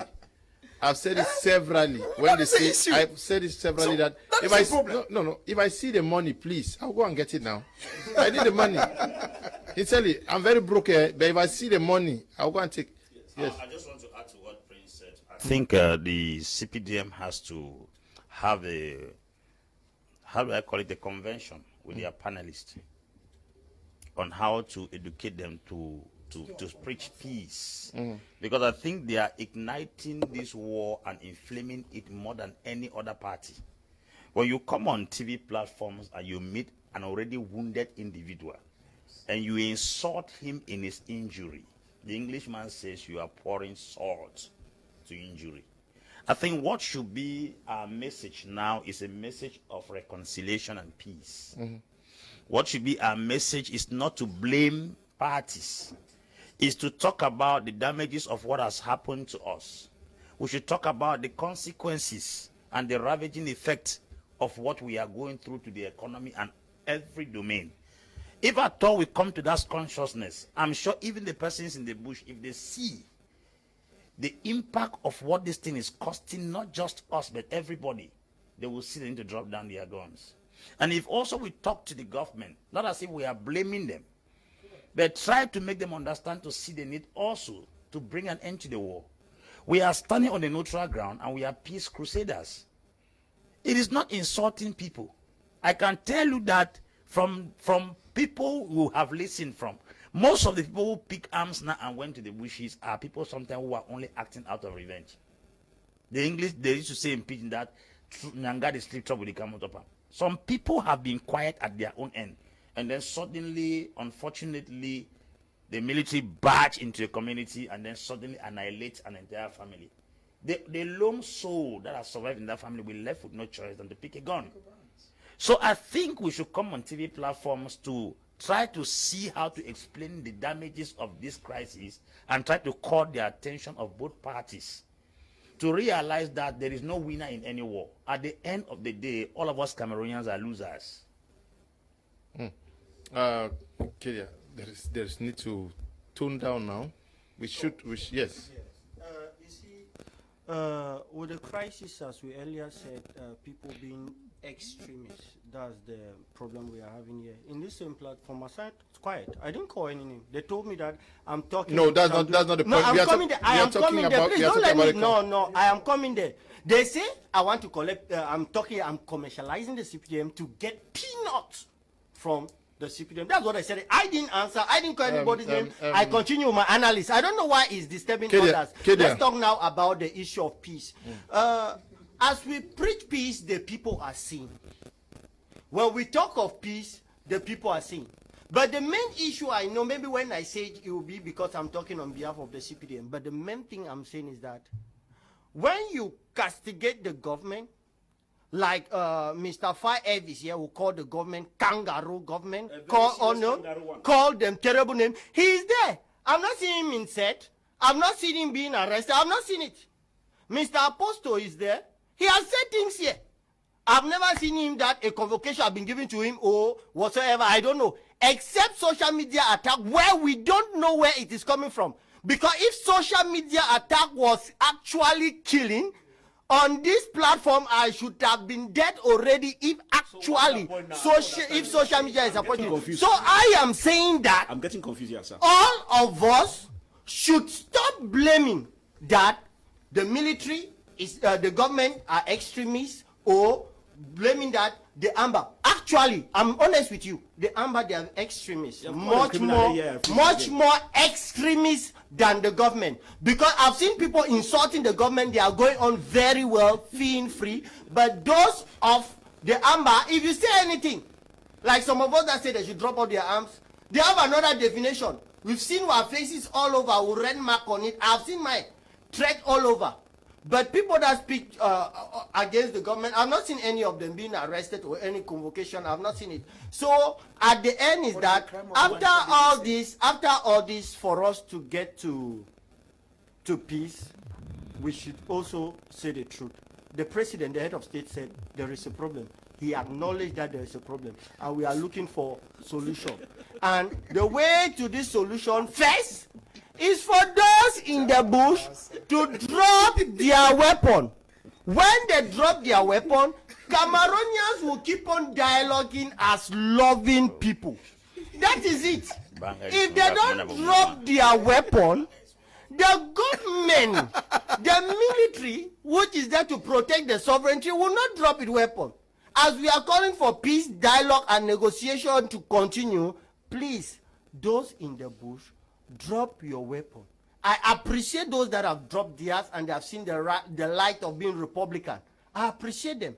So please, I want to take this opportunity again to tell those in the bushes, drop your arms, come out and give your view. Okay, you see, Prince, what's your problem today? Is that Did you miss me so much? Is there anything I say you come in?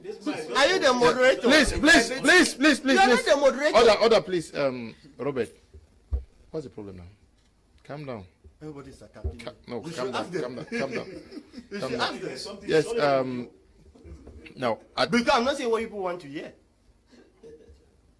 And that's how it is. Robert, please. At least respect me now, as a moderator. Yes. Apostle, at the level of the communities, away from the international level where we only get releases calling for ceasefire, at the level of the communities, what should be happening? I'm sure if we are sincere, most of the communities are tired of what is happening. Okay. And if they are actually tired, there should be a response to that tiredness. Mm-hmm. There should be a manifestation. There should be a reaction to what is happening. Mm-hmm. You cannot be suffocating, you want to die, that you are sitting quiet. The best way to do is to cry out. If you cannot fight, you cry out. I think it's time for our mothers. Like I said, there is a portion of the Bible that talks about the wailing women. Women who wailed for the city of Jerusalem when things go very, very bad. And I'm sure right now it's time for the wailing women of the Northwest and the Southwest. I like to give references to other revolutions. There is this Orange Revolution that took place in Ukraine. A lot was done against the people. It was the church that rose up, went to the street, refused to go back home. Women refused to take their bath. Men refused to eat. Others were coming there, making tea and giving to those who were at the roadside. Almost about 3,000 to 4,000 persons spent a month sitting on the road. There was no movement, no cars, nothing, no bikes. Until the problem is solved. Until the city mayor was left with no choice than to come out and address the people. If we can be patient for people to die, why can't we block the roads by sitting down and stay of hunger? Choose to block the streets. That's what we call civil disobedience. It is not disobedience in violence, it's civil disobedience. The parents of Northwest and Southwest, the fathers, the mothers, the children, should sit in the streets and say, you better come and kill all of us here, or you give attention to this thing killing us every day and night. There are many ways to catch a rat. If one way doesn't work, which is the violence they've taken, then they should go through civil disobedience. If they halt all the streets of Northwest and Southwest, and we keep our party differences aside, let CPDM, SDF, MRC clamp down the idea of political party and see ourselves as the suffering masses of the North and the Southwest. Let all churches, business organizations, don't take arms, don't take tires, don't burn tires in the streets. Let them go and sit at the middle of the roads. Bike riders, civil servants, bus drivers, let us sit there and say, if the president doesn't do anything, we will not come out. In a month's time, there will be a solution. Even the international body will jump into this country. That is what I think that the lone, frustrated, abandoned people who have no help from anywhere, they say in pidgin, car way no get tail, now God the drive and fly. The Southwesterners and the Northwesterners have become that cow that does not have tail. Let them call God to intervene. It is time for them to sit in the streets in Boya, in Limbe. If 1,000 people sit at Half Mile, 1,000 sit at Bongo Square, 1,000 sit at Commercial Avenue, 1,000 sit at Kumba Market, 1,000 sit in Moya, 1,000 sit in Ekona, that they are sitting at the center of the road where no car or bike will be able to move and refuse to eat and stay there. I'm telling you, I've seen even the prisoners there have threatened to go on a hunger strike. The government has reacted. What if the masses go on a hunger strike? It will call the attention of the state. We are like orphans that have nobody to help us. You think the population is actually abandoned to itself and has its destinies in the hands? Yes, the population is totally abandoned. And, we hold the destiny in our hands, it is true. But now, where is the political gimmicks coming in? You know that Yaoundé has a system of divide and rule. And that is what keeps most of those in the French-speaking African countries in power. What do they simply do? They meet people who are supposed to be clamoring for things to change, like Robert, for example, and they give you some peanuts and tell you, don't move in line with what that man is saying. Those are the kind of category of persons that, if you want to take a move like what Apostle is saying, this very category with elites who go behind and take peanuts will come and stand and tell you that the country is moving well. There's nothing wrong. So you see where we are. That is the devilish philosophy of governance, which is divide and rule from the pit of hell and Lucifer. That's why I said all those supporting this kind of system, they will not see heaven. I'm very serious about it. Heaven is far-fetched from them. Because if you look at the issue, Tango will be coming to another topic called Senegal. You realize that people have the power we'll discuss Senegal to make things move. But the moment we sit, look at it. If you hear Robert talking here, I'm not sure his family is very okay. I am not sure. Unless you pretend because they are watching, even from Bamis, from the village. I am sure what we are going through as orphans, according to ourselves, he is surely going through. Surely Prince Joel is going through. No, excuse me. I'm talking about people who come from the English-speaking area. Unless you want to tell me that you come from English-speaking area but above the sky. But if you come from the areas where I come from, it means that even your extended families are actually going through what we are going through. So if we sit here and a move put in place for us to come out in a civil disobedient manner, not destruction, nothing, but just making the government to pay attention, it has a lot of things. But where do we come from? There are these kind of people who have the people to market on air, who come and give them money. Now go out and put another group to say, no, we are against this kind of group. And they give them peanuts. Once they are giving peanuts, finished. You discover that they will now look, they'll be calling us on the street as rebels, as they call now. They say either you are Amber or you are secessionists. That's why you see, if you look at what coalition for negotiation and coalition for dialogue and negotiation is advocating, they take the diplomatic part of it. Because in the coalition for dialogue and negotiation, they have realized that if you are relying on the home government for this kind of moves, it will not move. Take, for example, at what happened at Tahrir Square.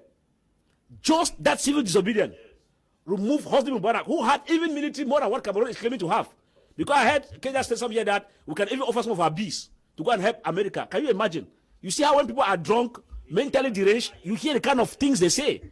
They say that B can go and assist America. Can you imagine? Anyway, let's leave that aside. So the only way forward as we're looking at it is that if we want to come forward for these things to be resolved, it is true the method we're putting here. You could put that in Senegal, it moves. You put that in, that's why I said Cameroon has peculiarity.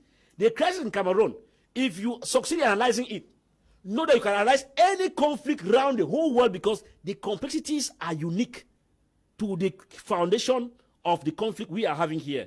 Now, take for example, if you look at just by going to the street, note that you have even your brothers who are in the military themselves, who will be at the forefront to crack you down. If you want to even talk about civil disobedience, as Apostle is talking, the moment Robert hears, he'll be the one to rush over to someone to say that bring water colors because those people are planning to commit war crimes. In fact, he will explain your crime that before you know it in the morning. They're knocking at the door and telling you, follow me to the station. So these are people who have sold their consciences to the devil. Now they are moving now on another platform whereby if it will take for a whole 8 million persons to survive from this kind of system, better they stand and see that they don't survive. Forget to know that as the boat is sinking, they too are in that boat sinking alongside. You can see how sometimes it's like a rat that comes to a particular boat is swimming, and then the rat is supposed to be in that boat, they start chopping the boat. Forget the way water comes to the boat, both the rat and the occupants of that very boat are going to sink. That is what you see some of these persons who have been schooled in the demonic school to propagating. So at the end of it, Mr. Leo, where we are heading to, we are at a level whereby we are exposing the evils of those who have kept us to where we are today. These are demons who have been sponsored from the pit of hell, and not to speak the truth, but they tell you they are speaking the gospel truth. Look at the kind of truth people say that they are preaching here. That we are on air, and we think that some persons, as Apostle Aberali said, if you look at it, I have said earlier in one of the on this platform a year ago, that military needs to go back to school. Okay. Why did I say so? The more people you kill, the more people, sometimes you come in an incursion and there are collateral damages, the more you find some of their relatives joining, not because they are for independence, but because they have a purpose of revenge. So if you look at it, sample many who are in holding guns. It becomes complex now. What you are saying holds water, but I'm sure Apostle Ambe also raised the fact that when separatists also kill many persons, they lose supporters, eh? Yeah, no, it's obvious. It's on both sides. It's on both sides. Yeah, so it's on both sides. This point should be raised. If you take on both sides, if you look at it, as I said earlier from the beginning here, that the atrocities are on both sides. The war crimes against humanity is on both sides. Yeah. But as I said earlier, that when the judgment begins, the greater responsibility goes to the government, because a composed government has a responsibility to protect its citizens and give them better living standard. Okay, this one says, Chai Apostle Ambe, you are full with wisdom. I support what you just proposed. Alfred is writing from Limbe. Good evening to you, Alfred. Good evening, Mr. Leo, and all the panelists. I just wish to appreciate Apostle Ambe for his mature analysis.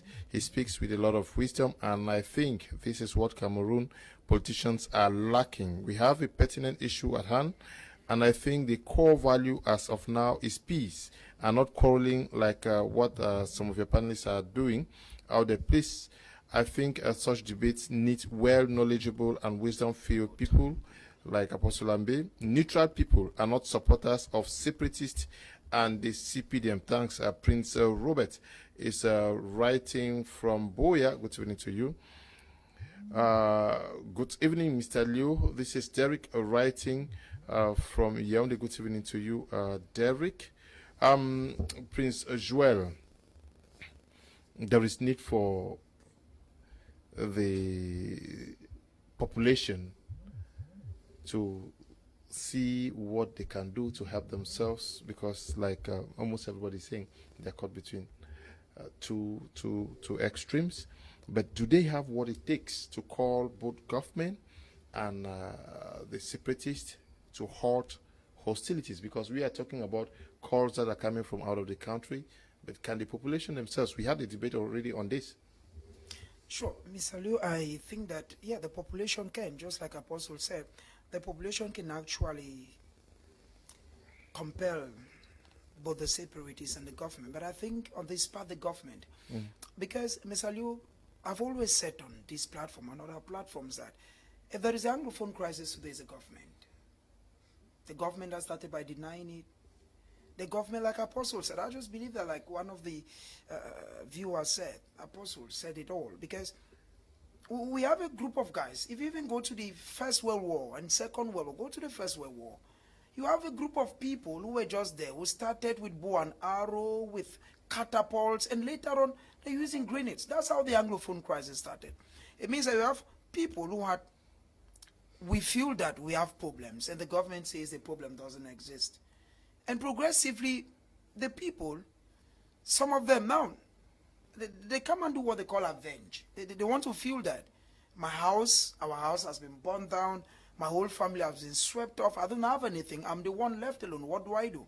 I need to join these guys, because they are brainwashed.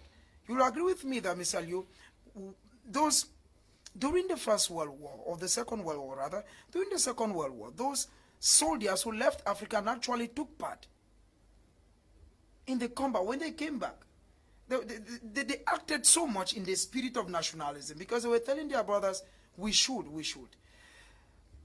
Now the community can do something. Mr. Liu, today I was in Mbongo after Dibamba. I covered the story, and which I'm going to give you the story. It's a very good story. Yes, I know Mbongo. Correct. The whole workers, because it's to tell you that the community can. There are two things that happen.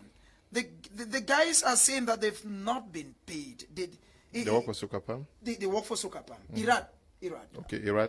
Okay. Yeah, they work for Iran. Now, they've not been paid for some time. And their money at the CMPS has not also been given.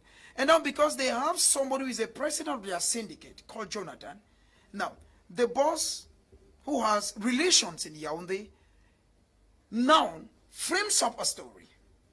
I'm saying so because I'm invested. It's a story that's... No, we don't have time. Just come to what we are saying. Now, what I'm saying is that the population, as I speak to you, the workers there have said they will not work until one, the guy is reinstated, one, and that their money that has been chopped off for so this time is paid back. Now, that is the people coming up. And I feel that, like Apostle said, if we have people, I think that is what Far East Towns Party was doing some time ago. But I think what they didn't do well was the fact that they announced. If you have people come up in Cameroon and say, okay, Mr. President, the killings are too much. Because take it or leave it, Mr. Liu, the issue is not the separatists. The separatists took arms. What pushed them to take arms? Are you saying that because the government did not handle the issue, they should go on with what they are doing? Is that what you're saying? I'm not encouraging people who kill people. Yeah, but what I'm saying, Mr. Liu, let me make my point. Yeah. This is what I'm saying. My point is this. My point is that the government has the yam and the knife. Okay? And that if the community sits up, you have people like Apostle said. It is true we've seen people have been tear gassed. We have seen even the national chairman of the SDF, John Fronde. I remember he came one time at my 17 and said, okay, let us move from my 17 right up to the governor's office.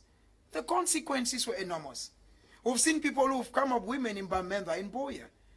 There are people who are in prison today of the CRM political party because on the 22nd of September, they took to the street because they wanted to move.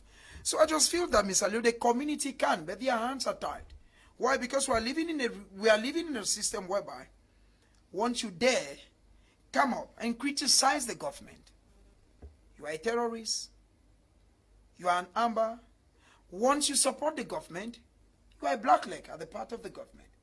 But I still feel that the community can do something, but their hands are tied. Okay, but you are criticizing the government. I'm not criticizing the government. Yes. For me, as I always say it has happened, and we have to look for the way forward. If we keep on doing blame games, then we'll still stay at the same spot, and we will not have a solution to go further. But you're also blaming, eh?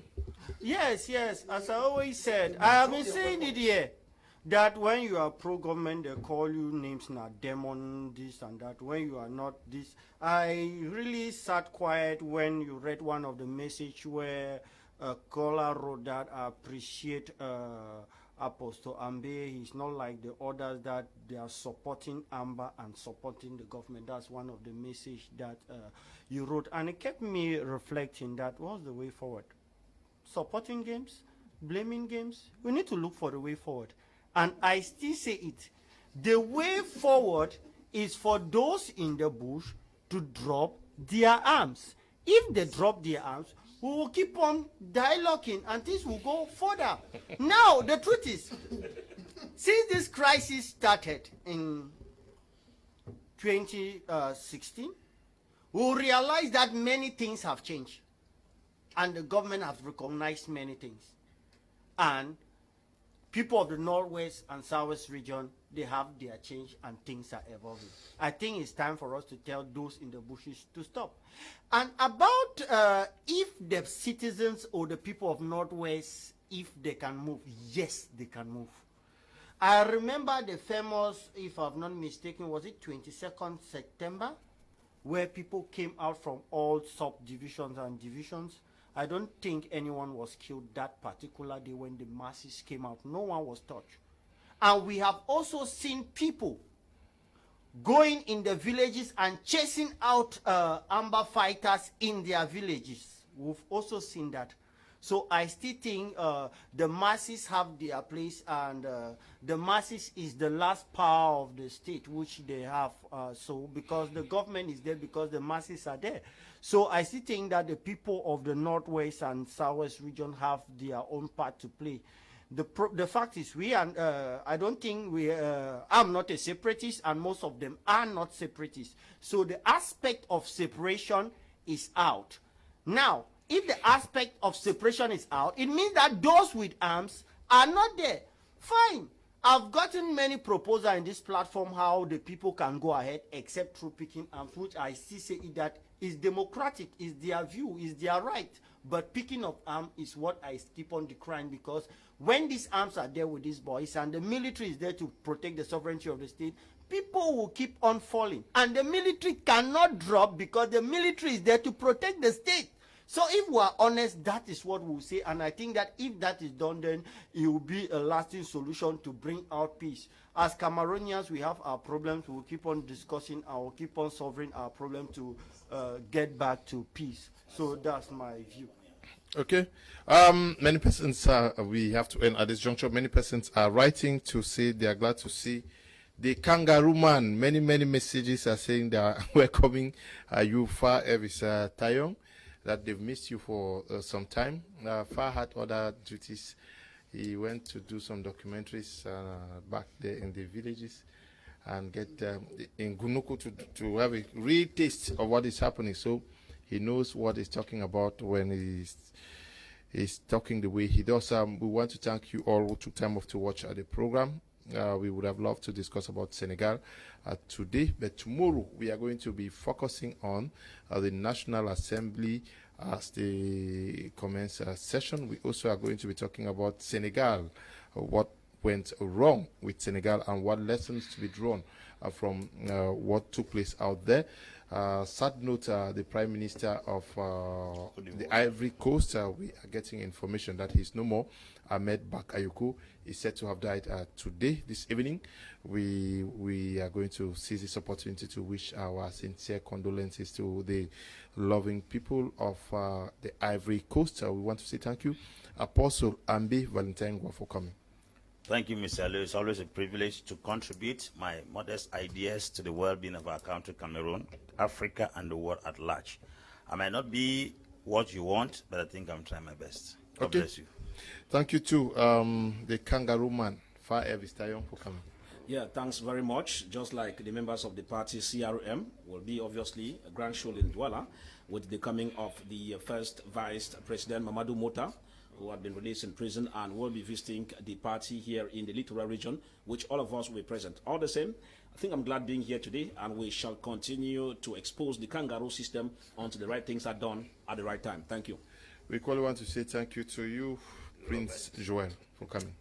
It's a privilege to be there, Mr. Leonard. We just feel that there is one aspect in Cameroon. We feel that peace is a commodity that all of us need. When people die every day, we should not celebrate. We shouldn't celebrate.